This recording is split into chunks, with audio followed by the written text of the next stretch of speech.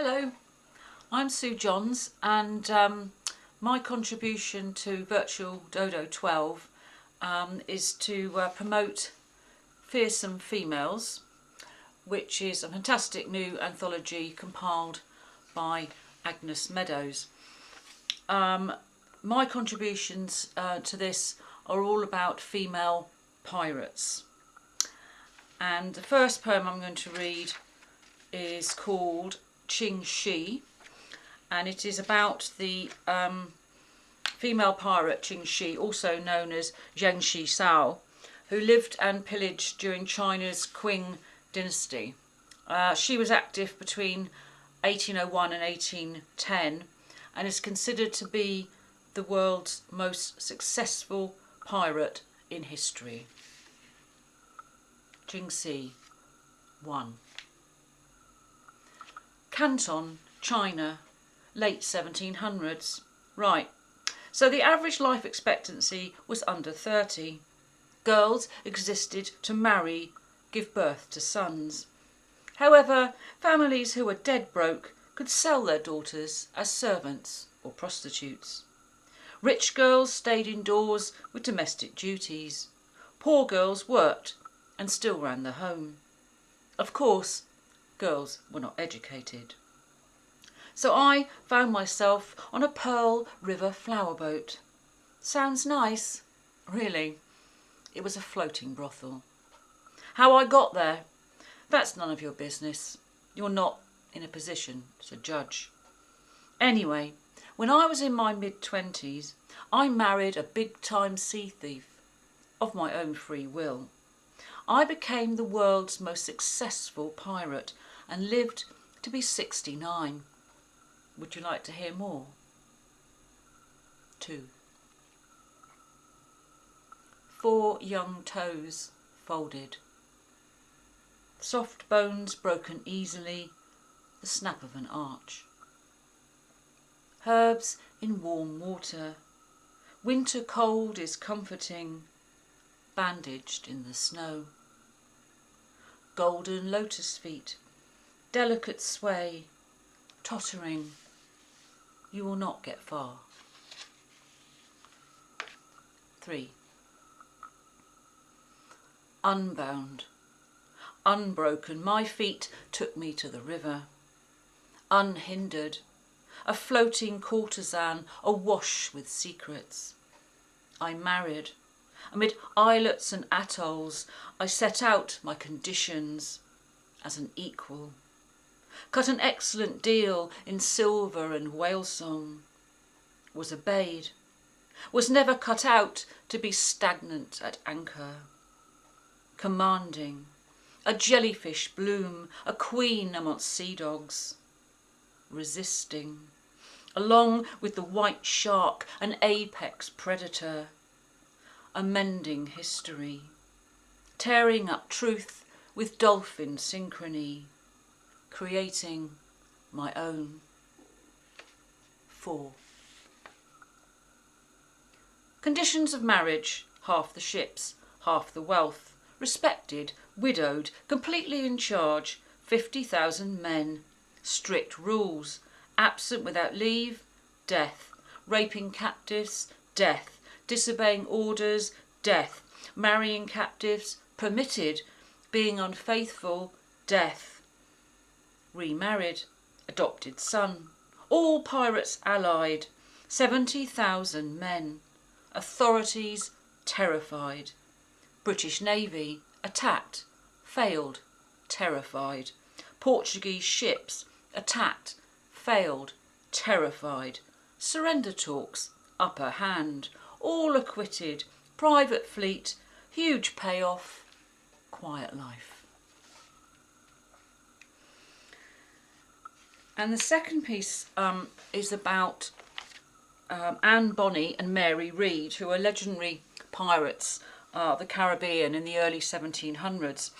And although they were born hundreds of miles apart, the other thing they had in common is that in their childhoods they were both disguised as boys to avoid poverty, propriety and disgrace. and have a quick drink and take a very deep breath because it's a crown of sonnets. The Tale of Bonny and Reed.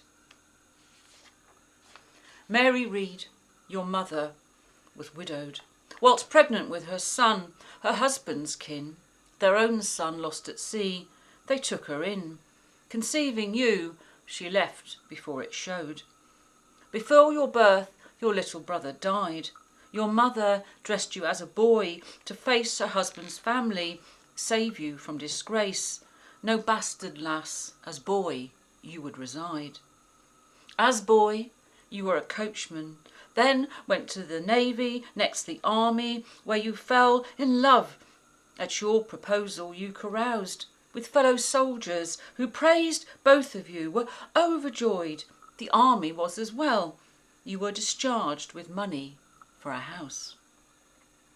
Both discharged with money for a house. You moved to Holland, settled happily. With your Dutch husband ran a hostelry, but then the trade dried up. You lost your spouse. Once again you headed out to sea, fearless of weather, scurvy and the whip. This time you chose to join a pirate ship. Conditions there were better than the navy. Pirates had rights, even a moral code. They got to vote, leaders were electable. Concealed in baggy trousers, a tarred hat, Captain John Rackham took you on board. You found you weren't the only pirate girl. Met Anne amongst the salted beef and rats. Yes, Anne. Before the salted beef and rats. Your birth in Ireland also a disgrace. Your father made you boy to save his face, then took you off to London, kept his assets. Passed you off as lawyer's clerk and nephew, and kept your mother's secret from his wife. When she found out, another change of life. In South Carolina, for the three of you. You grew up, drew the suitors in a queue, having good looks and no shortage of money, yet spurned them all with a fiery temper. When one of them got too forward with you, you showed him how you viewed his company, beat him till he fell down with a whimper. Beat him until he fell down with a whimper. Then married a poor sailor, James Bonny, and headed for the British colony of the Bahamas. There, James got to whisper reports into the ear of the governor to make his money hunting pirates down.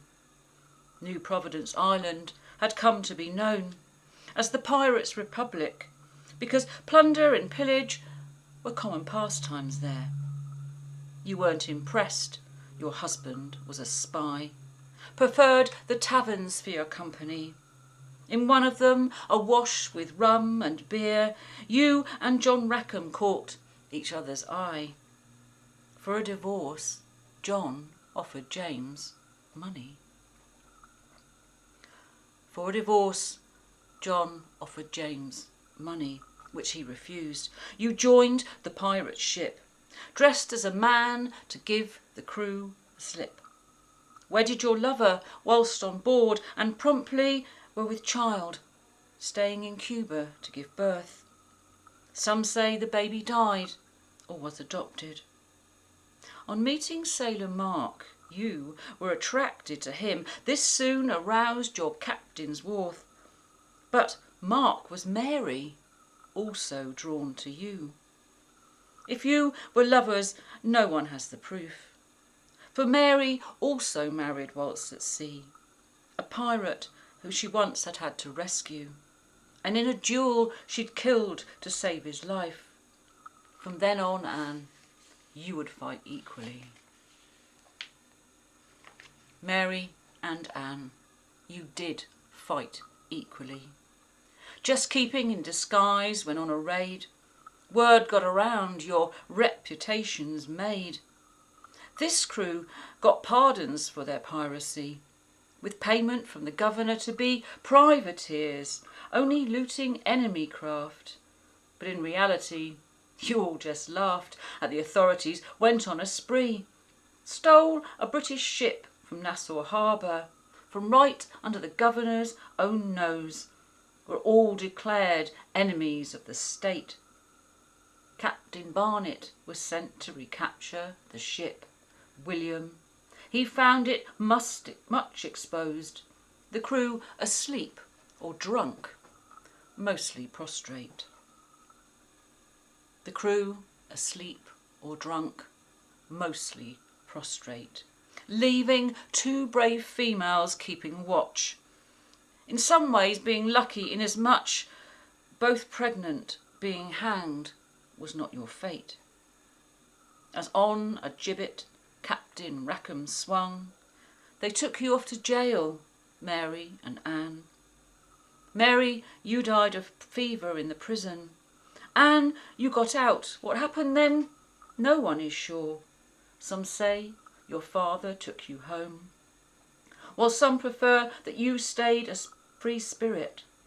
Both became legends of the Caribbean. All this because your lives had never known real choice as women, but being pirates, you seized your choices from the lives of men.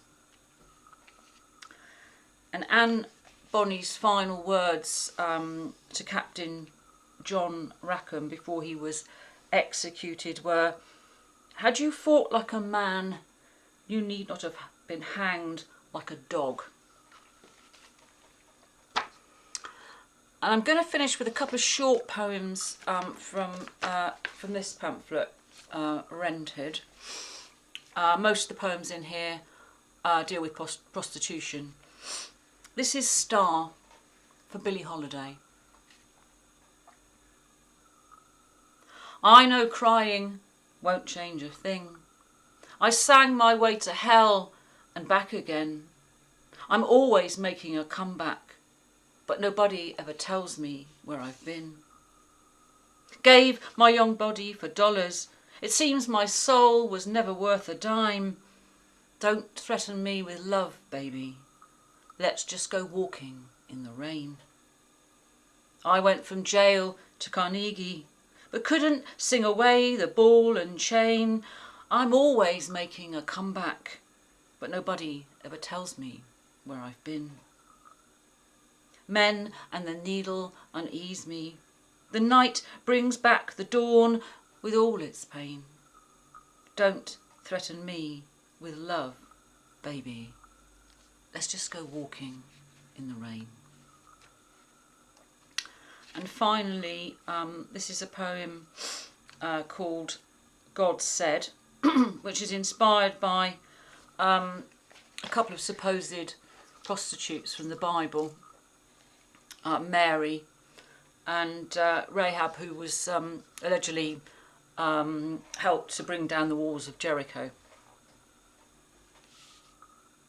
God said that I am stranger than the honey on my lips. My mouth is as smooth as oil, easing me along to a bitter end. These stilettos are bound for hell. I say, couldn't your son wash his own feet? Don't bring my hair into it. I'm dry-eyed and my perfume stays right behind my ears. My attic brings salvation to many men, and my walls don't even crack. This town isn't Jericho, baby. I can worship the moon if I wish. There is no faith to save me. I will not go in peace.